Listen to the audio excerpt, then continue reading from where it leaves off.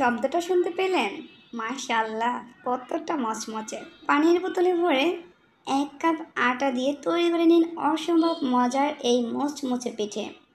আসসালামু আলাইকুম ভিউয়ার্স, রিক্তাস কিচেনের নতুন আরেকটি রেসিপিতে সবাইকে স্বাগত জানাচ্ছি। তৈরি করে দেখাবো অসম্ভব মজার স্বাদের একটা মচমচে পিঠা, যেটা কিনা পানির বোতলে ভরে তৈরি করব।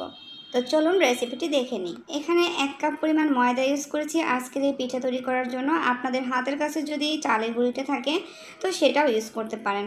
আর সামান্য পরিমাণে লবণ অ্যাড করে দিয়েছি। এবার দিয়ে দিচ্ছি পরিমাণ মতো পানি। এখানে ১ কাপ আটার জন্য হাফ কাপ পরিমাণ পানি ব্যবহার করেছি। এরপরে ভালোভাবে একটা ব্যাটার তৈরি করে নিতে হবে।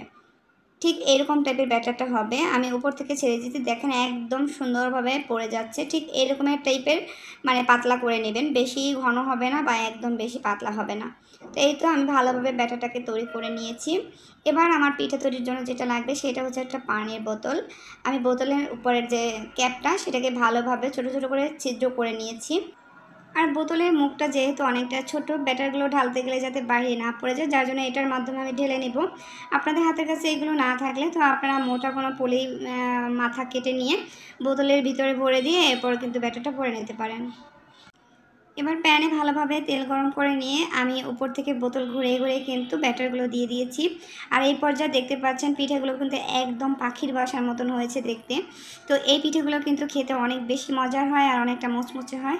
তো একটু হালকা কাঁচা কাঁচা থাকা অবস্থায় আমি পিঠেটাকে উল্টে দিয়েছি।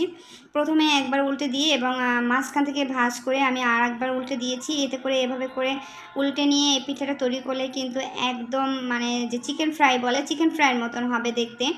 আর অনেক বেশি ক্রিস্পি হয়, খেতেও অনেক বেশি মজার হয়। তো আপনারা এভাবে করে পিঠাগুলো তৈরি করে নিতে পারেন। এই তো দেখতে পাচ্ছেন খুব সহজেই কিন্তু একটা পিঠা তৈরি করা হয়ে গেল। ঠিক এভাবে করে আমি সবগুলো পিঠা তৈরি করে নিয়েছি। এই পিঠাটা কিন্তু খেতে অনেক অনেক বেশি মজার হয়ে থাকে আর অনেক বেশি ক্রিস্পি থাকার কারণে কিন্তু এটা খেতে অনেক বেশি ভালো লাগে, অনেকটা কুরকুরে আওয়াজ হয়। বিকেলের নাস্তা কিন্তু এই টাইপের পিঠা আপনারা তৈরি করে খেতে পারেন। খুব সহজ, অল্প সময়ে কিন্তু তৈরি করা যায়। আর আমি একটু আপনাদেরকে ভেঙেও দেখিয়েছি যে এটা কতটা ক্রিস্পি, একদম হাত দিয়ে চাপ দেওয়ার সাথে সাথে কিন্তু ভেঙে গিয়েছে। এটা কিন্তু অনেক সময় এটা অনেক বেশি ক্রিস্পি থাকে। আপনারা এগুলো ভেজে কিন্তু কোনো কাচের জারে ভরে রাখতে পারেন, তাহলে কিন্তু অনেক সময় ধরে এগুলো ক্রিস্পি থাকবে। তো আমি সবসময় আপনাদের মাঝে চেষ্টা করি এভাবে সহজ সহজ রেসিপিগুলো আপনাদের সাথে শেয়ার করার জন্য। আমার রেসিপিগুলো আপনাদের কেমন লাগে অবশ্যই কিন্তু কমেন্ট করে জানাবেন। ভালো লাগলে লাইক করবেন, ভিডিওটি সবার সাথে শেয়ার করে দিবেন। যদি ভিডিওটি ফেসবুক পেজ থেকে দেখেন তো প্লিজ পেজটি ফলো দিয়ে চ্যানেলটিকে সাবস্ক্রাইব করে রাখবেন। আজকের মতো এখানেই বিদায় নিচ্ছি। সবাই অনেক অনেক ভালো থাকবেন, সুস্থ থাকবেন, আমাদের জন্য দোয়া করবেন। আল্লাহ হাফেজ।